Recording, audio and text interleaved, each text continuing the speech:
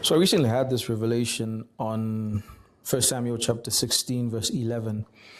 And well, I don't know how this is going to affect you and how this is going to impact you, but my sincere hope and the reason for recording this video is because I think and I hope that it's going to have a profound impact on your life and on your outlook, especially when it comes to dealing with situations when you are forgotten, when you are seemingly out of the picture, when you should be in the picture. So this is what First Samuel chapter 16, verse 11 says. I'm reading from the King James Version, not my favorite version, but three Bibles in this office and they're all King James somehow. Here's what the Bible reads. And Samuel said unto Jesse, Hear all thy children. And he said, There remaineth yet the youngest, and behold, he keepeth the sheep. And Samuel said unto Jesse, Send and fetch him, for we will not sit down till he come hither. And Samuel said to Jesse, Hear all thy children. And he said, There remaineth yet the youngest, and behold, he keepeth the sheep. And Samuel said unto Jesse, Send and fetch him, for we will not sit down till he come hither. In other versions, you obviously read different. It would say Samuel is basically asking Jesse if all his sons are here. Now, why is Samuel asking that? Well, the reason is simple. When Samuel gets to Jesse's house, he comes to the house to anoint the next king of Israel because God has rejected Saul because of his disobedience. And when he gets there, Jesse consecrates 7 of his 8 sons.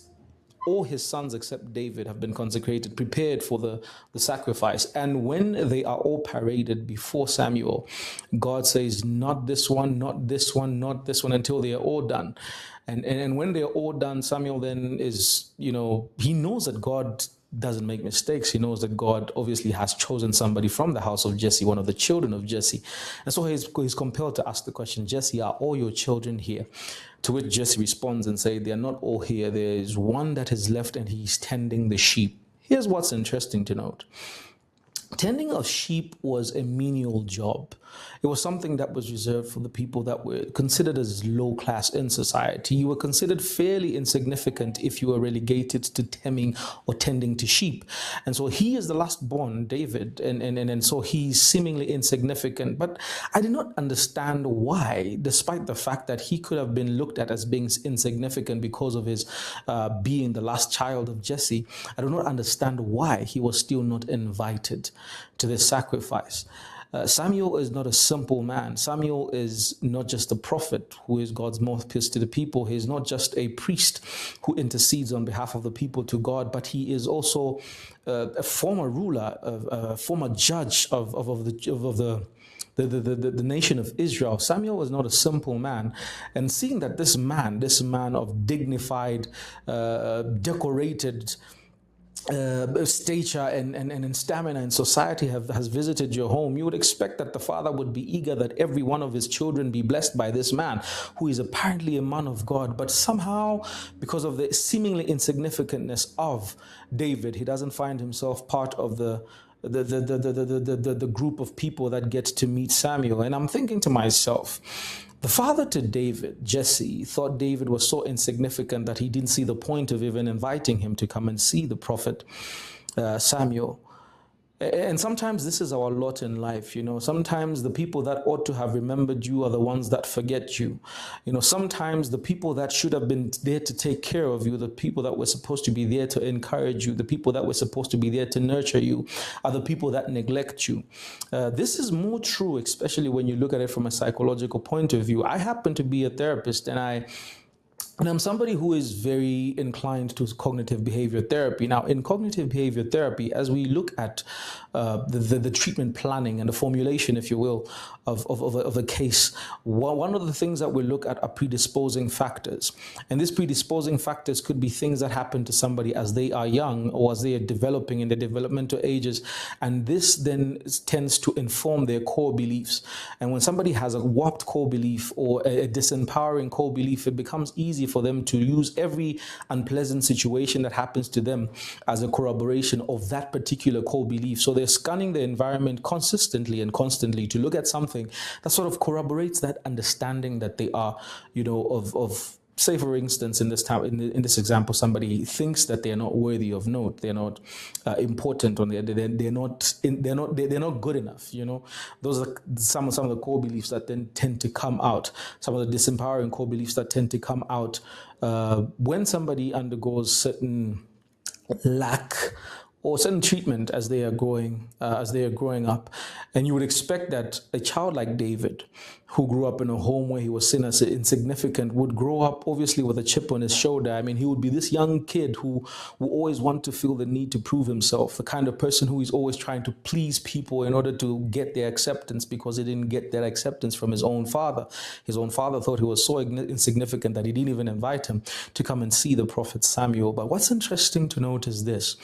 David does not end up becoming that kind of person. In fact, he's a very assertive and well-balanced individual, irrespective of the fact that his upbringing would have foretold a different story. Here's what I learned from this.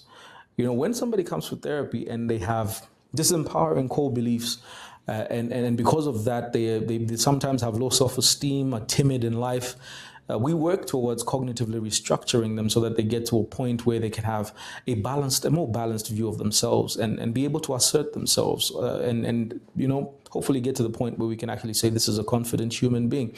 But I understand something. David was not confident. He did not have confidence. What David had was Godfidence. The difference between the two is this.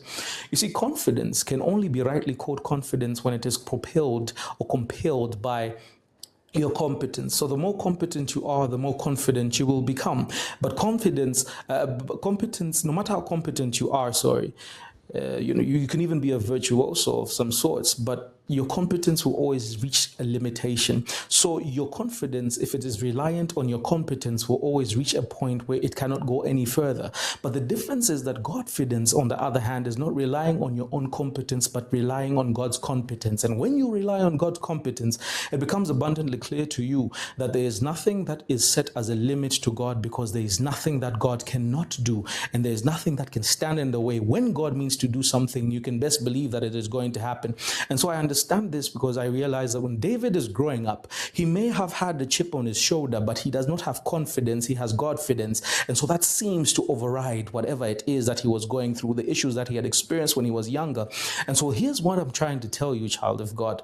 It is good for you to have confidence, but you're better off having Godfidence, because Godfidence is something that will stand for you even in moments when every other person would not stand. Here's a case in point. David finds himself at the battlefield. His brothers are there. Eliab, man of commanding stature, a man of noble significance, but he's still afraid to go against Goliath. So the man who was head and shoulders above every man in Israel is still afraid to go against Goliath.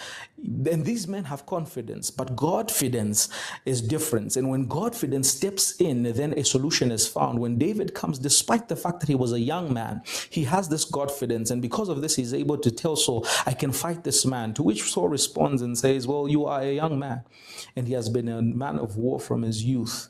Then David says, while I was tending my father's sheep.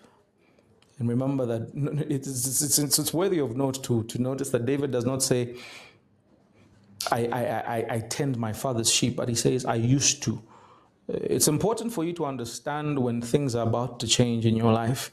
It is important for you to be able to discern the season and the shifting of seasons, to understand how to align yourself and how you ought to be of use in that particular season. So David understands that something is about to happen, something is afoot.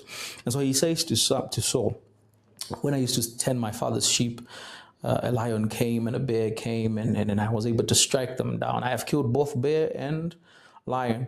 And for some, you might think maybe he's blowing his own horn. He's very confident, but he ends his statement, his testimony, by saying, the God who delivered me from the paw of the bear and the paw of the lion will deliver me from this man.